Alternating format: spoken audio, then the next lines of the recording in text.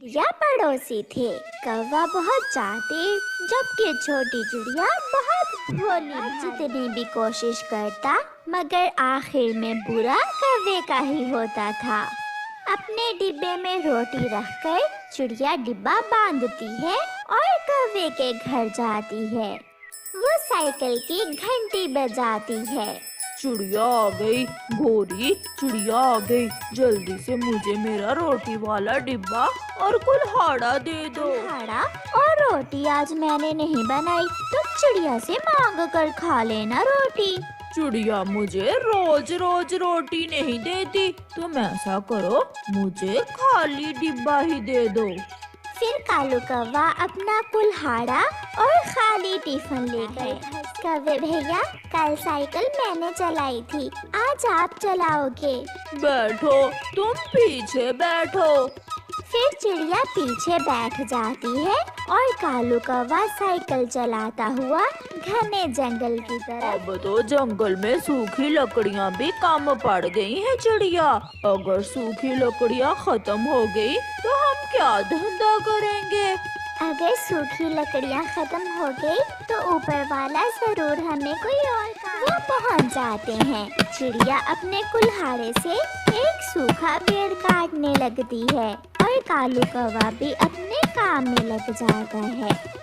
थोड़ी देर बाद कालू कौवे को भूख लग जाती है। वो पेड़ के पीछे से छुपकर चिड़िया को देखता है और चुपके से चिड़िया के टिफिन से रोटी निकालकर अपने टिफिन में बैठकर रोटी खाने लगता है। कौवा पेट भर रोटी खाता है।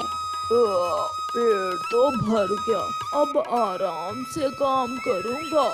कौवा डिकार लेकर फिर से अपने काम में लग जाता है। अरे, मेरा टिफिन तो खाली है, मेरी रोटी कहाँ गई? कोई मेरी रोटी चुरा कर ले गया।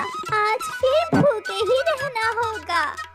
सारा दिन काम करने के बाद चिड़िया और कौवा अपनी अपनी लकड़ियाँ उठाते हैं, साइकिल पर रखते हैं और घर चले जाते हैं। घर जाकर जब चिड़िया अपना टिफिन धोने लगती है तो उसमें सोने के सिक्के थे। ये देखकर चिड़िया बहुत हैरान होती है। रोटी के बदले में सोने के सिक्के, मुझे सोने के सिक्के मिल गए, मेरी किस्मत बदल गई। चिड़िया खुशी खुशी कौवों के घर जाती। मैंने चिड़िया के टिफिन से रोटी निकालकर अपने टिफिन में रखी और खा ली, मजा ही आ गया। चिड़िया भी वहाँ आ जाती है। कौवे भाई, जब मैंने घर जाकर अपना टिफिन खोला तो उसमें सोने के सिक्के थे, मुझे सोने के सिक्के मिले हैं। कोई मुझे रोटी के बदले में सोने के सिक्के दे गया। क्या? सोने के सिक्के? कालू, ये चिड़िया क्या कह रही है? चिड़िया, क्या तुम सच कह रही हो? हाँ, मुझे क्या जरूरत है झूठ बोलने की। दूसरे दिन जब चिड़िया और कौवा फिर से जंगल में लकड़ियाँ काटने जाते हैं, कौवा फिर से चिड़िया के टिफिन से रोटी चुरा कर खा लेता है। चिड़िया अपने काम में लगी हुई थी और कालू छुप कर देखने लगता है। थोड़ी देर बाद एक सुंदर परी आती है और वो चिड़िया के टिफिन में सोने के सिक्के रख देती है। तो ये परी चिड़िया को सोने के सिक्के देकर जाती है। मैं भी इस परी से सोने के सिक्के लूँगा। फिर वो परी चिड़िया के पास जाती है।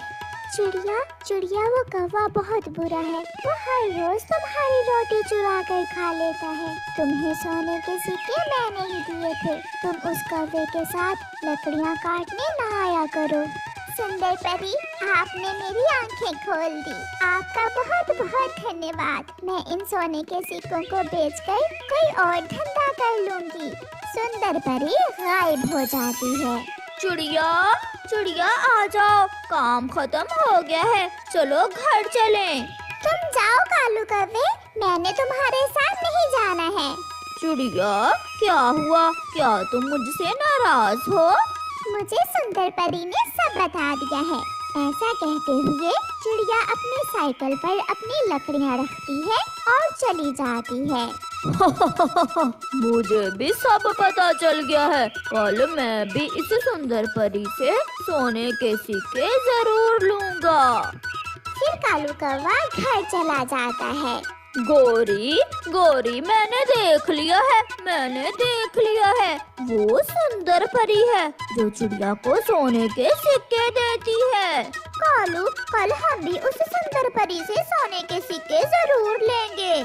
फिर दूसरे दिन कालू कौवा जब काम पर जाने लगता है तो गोरी कौवी कालू से कहती है, कालू जी, आज मैं भी जाऊंगी तुम्हारे साथ और मैं बात करूंगी उस सुंदर परी से।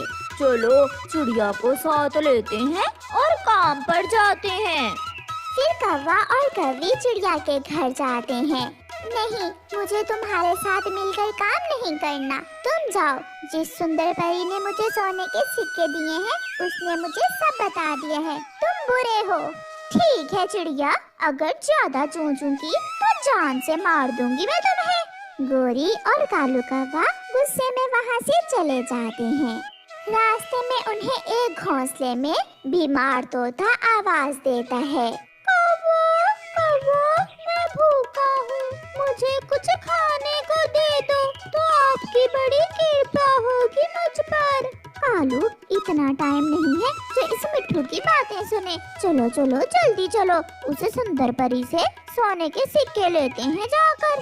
कौवा और कौवी मिट्ठू तोते की मदद किए बिना ही जब वो घने जंगल में पहुंच जाते हैं तो मैना का छोटा सा बच्चा अपने घोंसले में बैठा दाना खा रहा था। कालू, वो देखो, मैना का बच्चा अकेला है, उसके पास दाना भी है। मैं वो दाना छीन कर खा लेती हूँ, मुझे बहुत भूख लगी है। थोड़ा दाना मुझे भी देना। फिर गोरी मैना के बच्चे से दाना छीनकर खा लेती है। गंदी गंदी कौवी हो तुमने मेरा दाना छीनकर खा लिया। सुंदर परी जल्दी आओ और इन कौवों को बुरे काम का मजा सिखाओ। एक रोशनी के साथ सुंदर परी वहाँ आ जाती है। सुंदर परी, ये बच्चा झूठ बोल रहा है। सुंदर परी, हम तो बहुत गरीब पक्षी हैं, हमारे पास ना दाना है ना पानी। ये देखें, हमारा टिफिन भी खाली है, हम गरीब मजदूर हैं। प्लीज हमें कुछ सोने के सिक्के दे दें। कौवा, सच में तुम बहुत गरीब हो और तुमने तो कभी कोई बुरा काम नहीं किया। मिट्ठू को खाना भी दिया और ये बच्चा भी झूठ बोल रहा है। और कालू कौवे, तुमने चिड़िया के टिफिन से भोजन भी नहीं चुराया था, ऐसा ही है ना?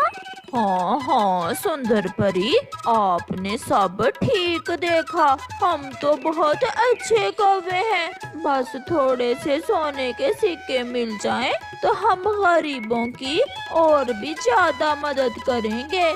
फिर सुंदर परी अपनी जादुई छड़ी से जादू करती है। जाओ कौवो, नदी किनारे जाकर इस टिफिन को खोलना, मैंने सोने के सिक्कों से भर दिया है ये टिफिन। कौवे बहुत खुश होते हैं। चल भाग कालू भाग, काम हो गया है। वो दोनों भागते हुए नदी किनारे जाते हैं। कालू, जल्दी से टिफिन खोलो। गोरी, आंखें बंद कर लो, ऐसा ना हो कि खुशी से तुम मर ही जाओ। गोरी और कालू अपनी आंखें बंद करके टिफिन खोलते हैं और जब देखते हैं तो उस टिफिन में एक बहुत बड़ा सांप था जो उन्हें घूर रहा था। कालू भाग, वरना ये सांप हमें खा जाएगा। गोरी, उस सुंदर परी ने हमें सोने के सिक्कों के बदले सांप दे दिया है। गोरी और कालू डरकर भागते हैं और वो सांप भी उनके पीछे लग जाता है। वो पेड़ों से टकराते हैं, गिरते हैं और फिर से उड़ते हैं और उड़ते उड़ते थक जाते हैं। जंगल के सभी पक्षी उन्हें देखकर हंस रहे थे। ऐसे कौवों को लालिच और बुरे काम की सजा मिलती है। प्यारे दोस्तों, इस कहानी को लाइक, अपने दोस्तों तो के भाइयों, साथ कैसे शेयर लगी कहानी? और अच्छा लगे चैनल हो को तो लाइक कर देना, सब्सक्राइब कर देना, बिल्कुल मत शेयर कर भूलना। देना।